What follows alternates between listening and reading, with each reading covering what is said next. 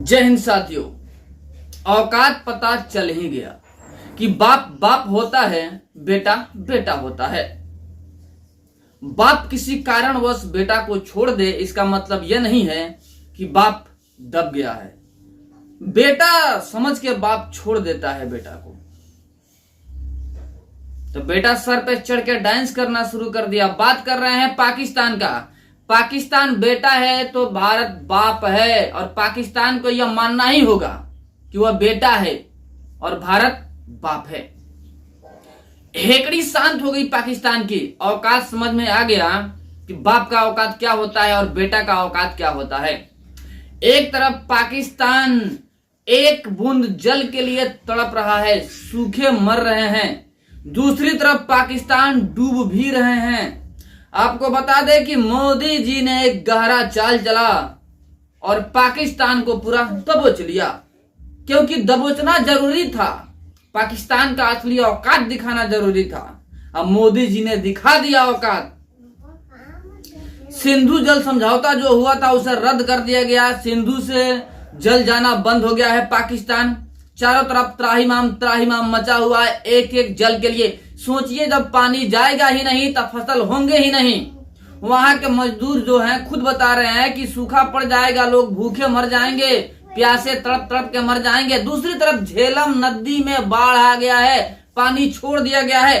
पाकिस्तान अधिकृत कश्मीर में बाढ़ छा गया है। चारों तरफ जल ही जल है। लोग प्लान कर रहे हैं वहां से, यानी एक तरफ पानी में डुबो के मारेंगे, दूसरी तरफ भूखे मारेंगे। मोदी जी ने प्रण ले लिया है कि 26 हिंदुओं को जो मारा गया है कश्मीर में, उसका कठोर दंड मिलेगा पाकिस्तान को। 26 हिंदुओं को जो धर्म पूछ करके मारा गया ना कश्मीर में, इसका गहरा सजा मिलेगा पाकिस्तानियों को। पल पल तड़प के मरेंगे पाकिस्तानी। कहीं डूब के मरेंगे तो कहीं प्यासे मरेंगे, लेकिन मरेंगे जरूर पाकिस्तानी। ना गोली से ना बम से, पाकिस्तान को तड़पाएंगे जल से। अभी मोदी जी को समझ क्या रखे हैं पाकिस्तानी। एक बात बता दे, अगर भारत के बच्चे सुसु कर देना तो पाकिस्तान यूं ही दह जाएंगे, डूब जाएंगे। लेकिन पाकिस्तान बार बार अपने आप को तिस्मार खां का नाती समझ लेते हैं। याद करो, जितना तुमने विरोध किया है उतना ही तुम्हारी हेकड़ी शांत हुई है। बस भारत के लोग तो दया करते हैं तुम पे कि भाई तुम छोटा है, छोटा को क्यों तड़पाए, लेकिन तुम बड़ा बनने की कोशिश करते हो। पल पल तड़पोगे। और अवकाश समझ में आ गया है पाकिस्तानियों का। यही हश्र होना चाहिए इनका, कहीं जल में डुबोकर कहीं प्यासे। इनकी औकात बतानी बेहद जरूरी थी और मोदी जी ये कर रहे हैं। अब भी समय है पाकिस्तानियों, संभल जाओ, माफी मांग लो यार। तुमको छोड़ दिया जाएगा, दया कर दिया जाएगा तुम्हारे ऊपर। पाकिस्तान के प्रधानमंत्री तबीयत का बहाना करके जाके छुपे हुए बैठे हुए हैं डर के मारे। यह हालात है पाकिस्तान का।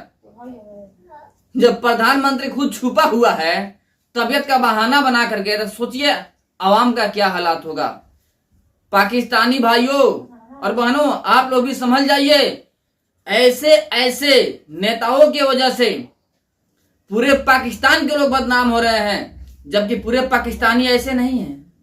लेकिन चंद पाकिस्तानी जो कि गलत चाहते हैं भारत का, भारत के साथ में गलत व्यवहार करते हैं, उसके वजह से पूरे पाकिस्तान तबाह होगा। तो आप लोग खुद सजा दीजिए इन लोगों को जो भारत में टेरर फैला रहे हैं, जाति पूछ के मार रहे हैं। और आतंकवादियों का कोई जात नहीं होता है, ना हिंदू है, ना मुस्लिम, ना सिख, ना ईसाई। ये केवल और केवल इंसानियत के नाम पे जल्लाद हैं और इन्हें चौराहे पे मार देना चाहिए। यही हकीकत है। बट आप लोग की क्या राय है कमेंट में जरूर बताइएगा। जय हिंद, जय श्री राम।